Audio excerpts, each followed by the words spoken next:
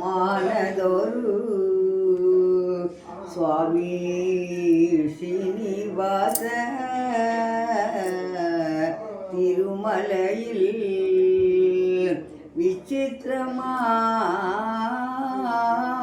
விசித்திரமாய் எழுந்தருளி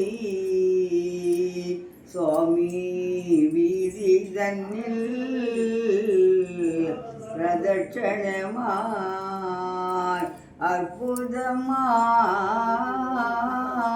அற்புதமாய் எழுந்தருளி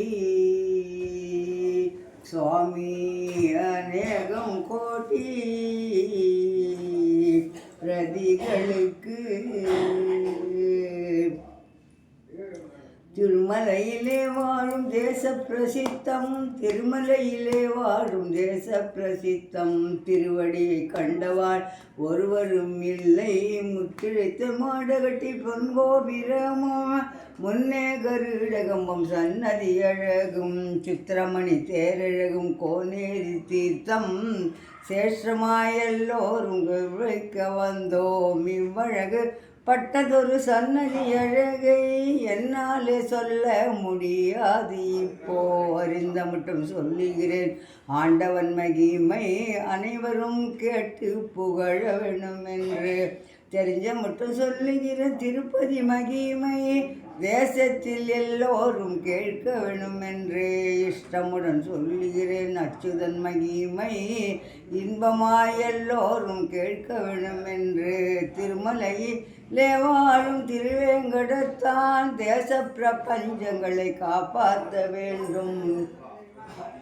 வேங்கை புலி கரடி சிம்மம் இருக்கும் வனத்திலே சஞ்சரிக்கும் வெங்கட்டநாதா சங்கு சக்கரங்கள் கையிலே ஏந்தி கழுத்திலே வன துளசி மாலைகளாக குங்குமம் கந்தம் பரிமளம் வீசை கோவிந்த சப்தங்கள் எங்கும் பரவ கோதாவரி கிருஷ்ண தாண்டிய ஜனங்கள் கோவிந்தராஜரை சேவிக்க வருவார் வலஜாதி இடஜாதி யாக வருவார் தலைமூட்டைகள் எடுத்து சில பேர் வருவார் தண்டிகள் மேலேறி தாச வருவார் பொன்மலையை கண்டு புகழ்வாய் நடப்பார் ஆழ்வாருடைய தீர்த்தம் அப்புறமையாடி அங்குள்ள ஜனங்களும் அப்புறம் போக காளிகோ பிறம் விட்டு தாண்டிய ஜனங்கள் கர்த்தனை என்று சொல்லி கை கூப்பி வருவார் அம்மையார் காணாலும் அழகுடனே தாண்டி ஹரிகரி கோவிந்தா உந்தனை தேடி சக்தி உள்ள சுவாமி என்று சன்னதிக்கு வந்து சித்தம் இறங்கி என்னை ரட்சிக்க வேண்டும்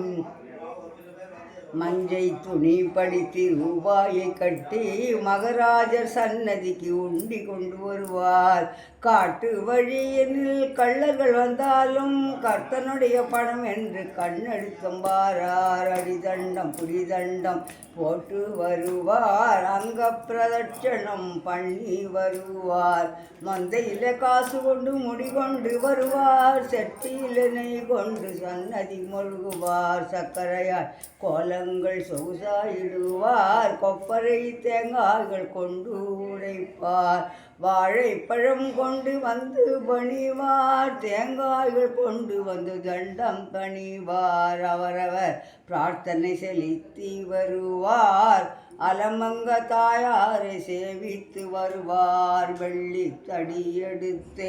எச்சரிகை பாட லோ ஏலலிலோ